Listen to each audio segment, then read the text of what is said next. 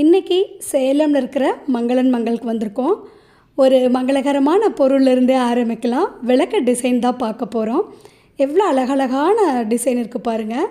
இது ஒரு கோபுரம் டிசைனில் இருக்குது இந்த விளக்கு.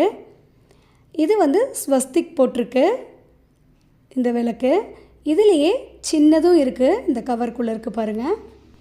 இப்போ இந்த இடத்துல பாருங்கள், அதை விட ரொம்ப குட்டியாக இருக்குது. அதே மாதிரி அந்த கோபுரம் டிசைனில் நல்லா அழகாக இருக்குது. உங்களுக்கு சைஸ் வரையே வச்சுருக்காங்க. இது பாருங்கள், அதை விட டிஃப்ரெண்ட்டாக இருக்குது. அதுவுமே பெரிய சைஸும் சின்ன சைஸும் வச்சுருக்காங்க. அதை விட சின்னது இங்கே இருக்குது, நல்லா அழகாக இருக்குது. அப்புறம் கண்ணாடிக்குள்ளே இந்த விளக்கும் வச்சுருக்காங்க. இங்கே வந்ததுக்கப்புறம் தான் எனக்கு தெரியுது இந்த அளவுக்கு விளக்கில் இவ்வளோ டிசைன் இருக்கான்னு. குபேர விளக்குலேயே சின்னதுலேருந்து பெருசு வரைக்கும் வச்சுருக்காங்க. இது ஆரத்தி தட்டு, நல்ல டிசைனாக இருக்குது. இதை விட சின்னதாகவும் இருக்குது. அது ப்ளைனாக இருக்குது, கொஞ்சம் வெயிட் கம்மியாகவும் இருக்குது. நம்மளோட பட்ஜெட்டுக்கு தகுந்த மாதிரி இங்கே வாங்கிக்கலாம். அப்புறம் மணி, அதுவே குட்டி. இந்த 2-3 ரேக் ஃபுல்லாகவே மணி தாங்க இருக்குது. இது ஆத்ம விளக்கு. இது துளசி மாட விளக்கு. இதுவுமே சின்னதுலேருந்து பெருசு வரைக்கும் வச்சுருக்காங்க.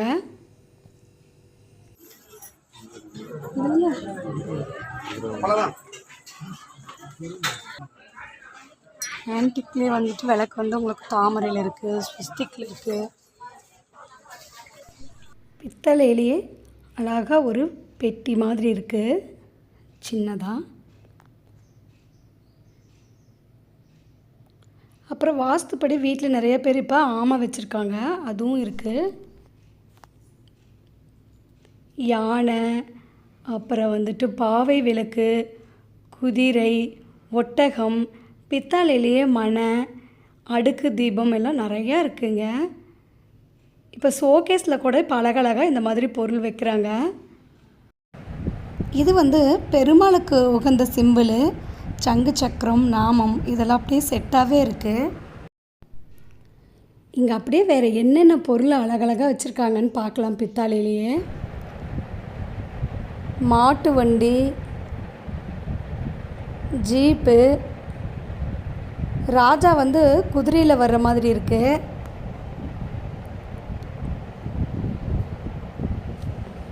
கோயில் இருக்கும்ல, இருவாச்சுன்னு சொல்லுவாங்க, அது மாதிரி கூட சின்னதாக இங்கே இருக்குது. நான் சின்ன வயசாக இருக்கும்போது ரேடியோவில் அப்பப்போ விளம்பரம் வரும். அதில் திருச்சி மங்களன் மங்கள் பற்றி சும்மா அடிக்கடி விளம்பரம் வந்தே இருக்கும். அப்புறம் பெரிய பாத்திர கடல்னு சொல்லுவாங்க. ஆனால் இங்கே வந்ததுக்கப்புறம் தான் தெரியுது இது உண்மையிலேயே பாத்திர கடல் தாங்க. ஏன்னா அவ்வளோ கலெக்ஷன் இருக்குது. இப்போவுமே நான் ரேடியோ கேட்குறது உண்டு. இப்போ சேலம் மங்களன் மங்கள், திருச்சி மங்களன் மங்கள்னு ரெண்டும் விளம்பரம் வந்துட்டு இருக்குது. இது பாருங்கள், கற்பக விருட்ச மரம். இதெல்லாம் வீட்டில் வச்சுருக்கிறது நல்லதுன்னு சொல்லுவாங்க. இது கும்பம்.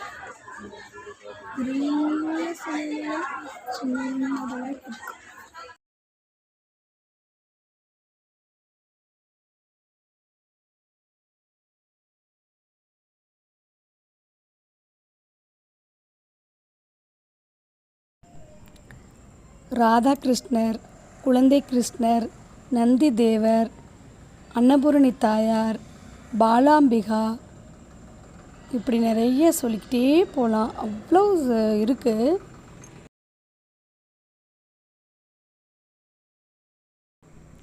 இது பாருங்கள், நவகிரகம். நாம் இப்போ பார்த்துட்ருக்கிறதெல்லாம் இந்த பித்தளை செக்ஷனில் தாங்க பார்த்துட்ருக்கோம்.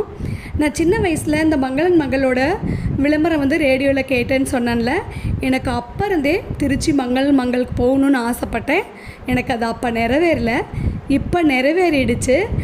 ஆனால் இப்போ நான் தடிக்க விழுந்தால் இந்த சேலமில் இருக்கிற மங்களன் மங்களுக்கு தாங்க போகிறேன்.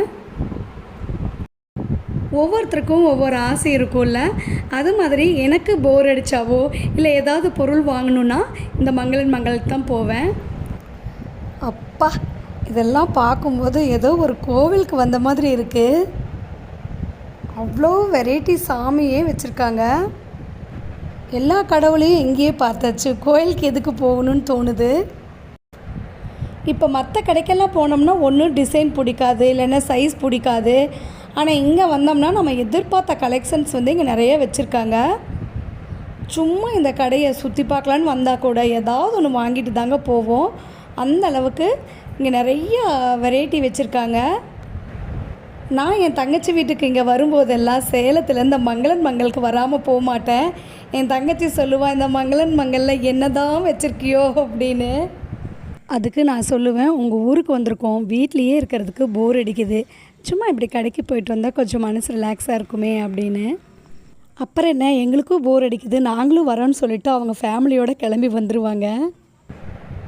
நீங்களும் வந்து பாருங்கள், கண்டிப்பாக உங்களுக்கும் பிடிக்கும். இது ஒரு விளம்பரத்துக்காக சொல்லலை, இங்கே வந்தாவே அவ்வளோ ரிலாக்ஸாகவும் இருக்கும்.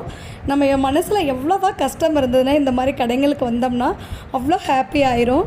ஒரு செக்ஷனையும் சுற்றி பார்த்துட்டே இருந்தோம்னா ஒரு நாளே வேணுங்க இந்த கடைக்கு வந்துட்டோம்னா. இப்போ அடுத்த வீடியோவில் அடுத்த செக்ஷனில் என்ன இருக்குதுன்னு பார்க்கலாம். இந்த வீடியோ பிடிச்சிருந்தால் லைக் பண்ணுங்கள், ஷேர் பண்ணுங்கள், கமெண்ட் பண்ணுங்கள். அப்படியே என்னோடய சேனலை சப்ஸ்கிரைப் பண்ணிக்கோங்க. இந்த வீடியோ பார்த்த உங்கள் அனைவருக்கும் நன்றி.